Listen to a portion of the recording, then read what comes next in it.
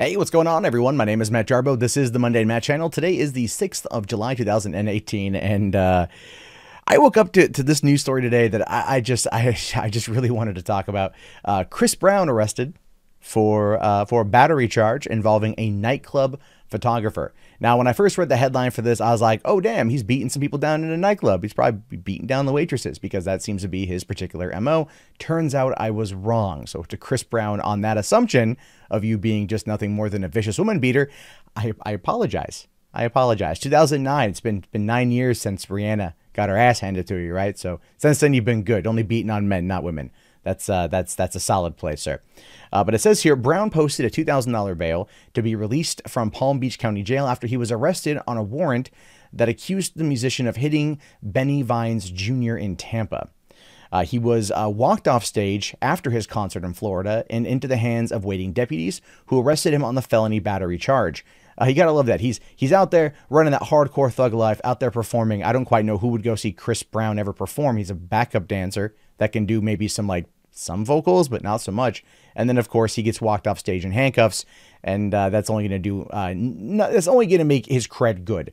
All right, this is the kind of guy that when it came out that he beat Rihanna, Twitter was alive with posts from young women saying like, "Ooh, Chris Brown could beat me too," and it's like, okay, this is where you are right now. Sure, I mean, all right, that's fine. Tampa police then released more details about the battery warrant on Friday after Brown posted the bond. The warrant accuses Brown of hitting Bennie Vines Jr., who was hired by a club in Tampa to take pictures during an event in April of last year. Vines told officers Brown punched him while he was snapping photos. Brown was gone by the time the officers arrived that night, and Vines refused medical treatment, but he told officers that he wanted to prosecute over a minor lip cut. So, okay, like, let's be fair here. If the guy just got punched once, no bueno, and he wants to prosecute over getting a minor cut lip, some might argue that that's a bit of a bitch move, sir. That's a bit of a bitch move, but at the same time, this is not out of the wheelhouse of what Chris Brown is known to do. When he was on his like apology tour for everything, he ended up going on was Good Day America or something like that, and or Good Morning America, and like trashed the room. You know what I mean? He ended up trashing the dressing room there. He just recently got arrested because he had posted a picture on Instagram of his daughter with a pet monkey, and as a result of the pet monkey, Fish and Game showed up, right? And they're like, you don't have a permit for this monkey, so they took the monkey and they took some of his fish, and now he's facing time in jail for not having a permit.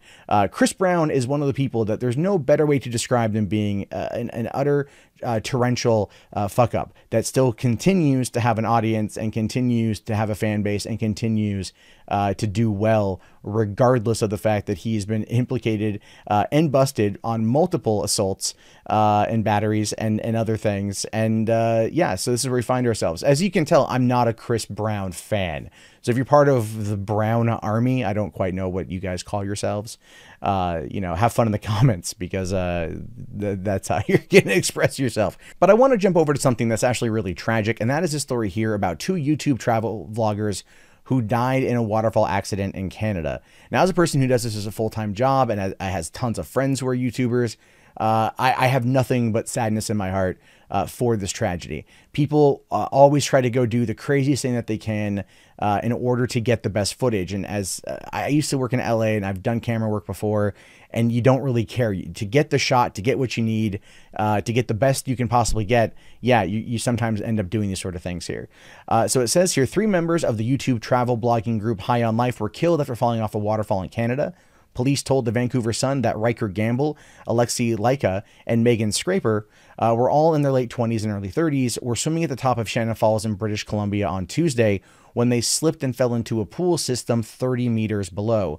The paper reported that the accident happened when Scraper slipped and the 2 men were pulled away while trying to save her. And that, the whole thing is tragic. And that's just, you know, makes it even worse. One of your friends is in danger. You move to help them, and you die a hero, essentially. I would argue both men and her even, all together. That's something they were all in together for. That's just sad. So it says here that they were 3 of the warmest, kindest, most driven and outgoing people you could ever meet. The group, which posts videos of their travel ventures and counts in 500,000 subscribers on YouTube and more than 1 million followers on Instagram, said in a video posted to the collective's page on Friday, the world has lost a great deal of light with their passing. And this is true. People out there who go and they do the travel vlog. I'm an idiot that sits in my room and talks into a camera, and I'm a bit of an isolationist. And so I do watch a lot of travel vlog videos because, you know, it is like a dream of mine to like go out there and take, you know, my G7X and like vlog while going and checking out like nature and things. And I just never do it. So I do live vicariously through people like this, as well as sharing in a very similar career path, at least in terms of the platform that we choose in order to earn our living. These people do things I never do. And it's just sad that in a bid to save their friends, they ended up just meeting their ultimate end. And that, you know, to every other travel vlogger out there, you got to be careful when you do these things. You know, make sure that you've got a proper support system in place. And what it appears is just there was an accident. They tried to help, and at the end, all three of them perished. And that is just a tragedy in the world that we live in. So if you haven't checked them out, I would say go check them out and, you know, and enjoy the work that you know that in their passing they'd want you to see. All right, guys. And finally today, I want to cover this story that was blowing up the last couple days. I just did not get the chance to cover it. Guild Wars 2 devs fired by ArenaNet for antagonizing gamers. Now, if you haven't heard about this story, the makers of Guild Wars 2, which is an MMORPG, the company ArenaNet, recently let go 2 of their employees for antagonizing gamers and members of the Guild Wars 2 community. Now, this drama started a couple days ago with tweets from Guild Wars 2 narrative producer Jessica Price, who began taking feedback from fans and Twitch streamers and misconstruing it as sexist intimidation. Now, I want to take a look here at the full breakdown of what was said. I feel like giving context is probably for the best here. Now, she says on July 3rd, the dirty secret is I'm not sure if it's possible to make an MMORPG character compelling because people have different expectations about what the character will be as opposed to a pre-designed character in a single-player game, which, look, to be fair, when you're writing a narrative story, that makes sense. You know, like you want to make like you want to make a character in the game that someone would play as compelling as compared to one that's already been pre-written. So there's a lot of options and you know, variety, so to speak. And it does become a little bit tough for a writer. Now, Deror Gaming here responds back with really interesting thread. However, allow me to slightly disagree. I don't believe the issue lies in MMORPG genre itself. I believe the issue lies in the constraints of the living story's narrative design. Going on to say that when you want the outcome to be the exact same across the board for all players' experiences, then yes, the design, you are extremely limited in how you can construct the personality of the player character. But if instead the players were given the option to meaningfully express their character through branching dialogue options, which also just aren't the checklist for an achievement that forces you through dialogue options, then perhaps players would be more invested in role-playing aspect of that particular MMORPG. Nonetheless, I appreciate the insightful thread. So, I mean, clearly he's coming back with very constructive feedback. At no point was this even remotely negative in tone. This was a guy saying like, well, I mean, you know, there's variations. When you want certain things to happen one way and certain things to happen another way, it's going to require maybe a difference of approach. So then she responds back with, thanks for telling me what we do internally, my dude. So very condescending, right? And it does go on from there. She actually says here, she quoted his tweet and said, today, being a female game dev, allow me, a person who does not work with you, to explain how to do your job. So again, she was posting it out there, you know, in the marketplace of ideas, so to speak, and responded back with very valid and carefully constructed feedback. And she took it as to being, oh, today, life of a female game developer. Oh my God. You know, to which case a lot of people started kind of coming back at her, and she followed that up with, the next rando asshat who attempts to explain the concept of branching dialogue to me as if, you know, having worked in gaming narrative for a fucking decade, I've never heard of it, is getting insta-blocked. And people, at this point, it's going to blow up the way that it's going to be. You can see there are 216 likes, and 69 people were talking about it, because when this happens, people end up very much getting involved, because they do view it as a developer attacking gamers and simply trying to claim something is sexist because there was a response from a man to a woman on the internet. That's kind of where we find ourselves. And of course, it goes down here to Peter Fries, who's a writer also on Guild Wars 2. You know, and he comes back and says, also see lopsided defense of mansplaining in your mentions versus outpouring of sympathy for misunderstood dude and his. So, you know, saying, oh, lots of mansplaining, but people were being defensive of Deror because Deror was, you know, did nothing wrong. He's a good lad, so to speak. And this isn't the first time, though, that Jessica Price has gotten in negative with gamers. In fact, just almost 2 months ago, the gaming lost TotalBiscuit, which was something that was expected, but never, you know, it just you never wanted it to happen. You wanted him to fight back and win. You know, John was a good guy. I didn't agree with him on everything, but I still mourned his passing to everybody else. I was very frustrated for days. However, she came back here, and this is, again, from the day it happened, or I think the day after it happened. She says, the kindest thing I can say is I'm glad he's no longer around to keep doing harm, to which case she was asked who passed, and she responded, TotalBiscuit. And that, again, pissed off a lot of people because TotalBiscuit was a staple in the gaming community. He was a person that, in the many cases of, to some, he legitimized gaming commentary.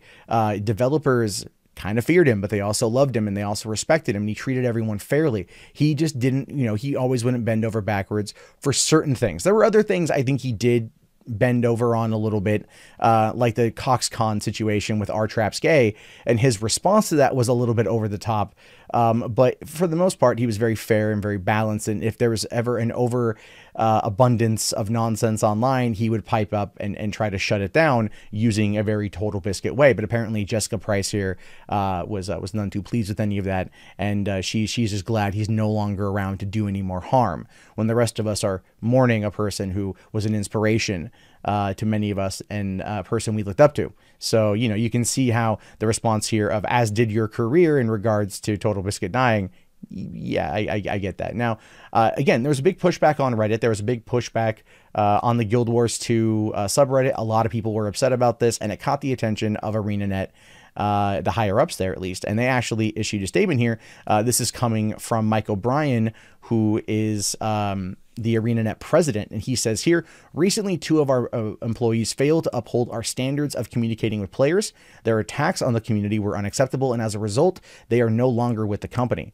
I want to be clear that the statements they made do not reflect the views of ArenaNet at all. As a company, we always strive to have a collaborative relationship with the Guild Wars community. We value your input and make this game for you. And a lot of people are championing this. They're very happy that these 2 people lost their jobs. It's the free market at work. This is karma coming back.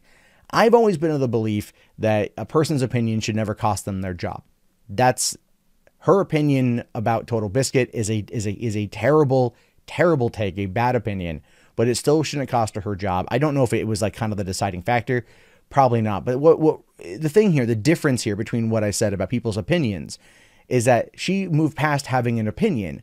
She purposefully targeted this person, claimed a sexist response when it wasn't, and then started calling people asshats and engaging in that type of echo chamber. And then Peter Fries joined into the conversation, albeit not as much as her, but still went in there claiming that that their customers were mansplaining her, and that there was a bunch of sympathy for what he probably would use the term man baby, I would argue. And then ultimately that reflected poorly upon them within the company's community guideline standings, and they were let go. And I don't feel bad about that. Not one damn bit. Having an opinion is having an opinion, right? Me espousing this is having an opinion. But when if I were to target someone directly and make false statements about them, who were just trying to be part of the conversation, yes, I can understand why they'd then be used against me. So I don't feel bad that either of them were terminated, and I don't feel bad one damn bit. This is an outright victory for gamers, and given everything we've seen from Gamergate, that it was about 4 years ago now, to now. Not even that, going back as far as, let's say, even February 2012 with the whole Jennifer Hepler situation with BioWare leading into Mass Effect 3 and that cluster of an ending, and how gamers have espoused their opinion and they've been called all of these terrible, nasty things for not falling lockstep in line with everybody else. And it's good to see that that type of behavior, while praised and championed for a half decade now, it feels like, if not more, definitely more, is now being resulted in there being punishment and consequences to the actions. When you start attacking the consumers is when you start losing them, and when you start losing them, that means money's not there. And so no, the company is under no obligation to protect you when you act a fool essentially in their name. And that's basically what happened here. So Jessica Price, Peter Freeze, good luck with unemployment. Don't be too upset, though. I believe you both live in Washington State. I live here too. From what I understand, it's not so shabby. So and enjoy that, I guess. But that wraps up today's episode of the show. I hope you guys enjoyed it. If you did, be sure to give it a thumbs up. Toss down that subscribe. Check back pretty much daily for new content from me. If you want to support the channel, one of the best ways right now is to check out patreon.com/mundanemat. If you felt the content was worthy, check it out. Support. And if not, you just want to turn off that pesky ad block, you can do that too. And I'll see you guys later. Have a great one, and peace out.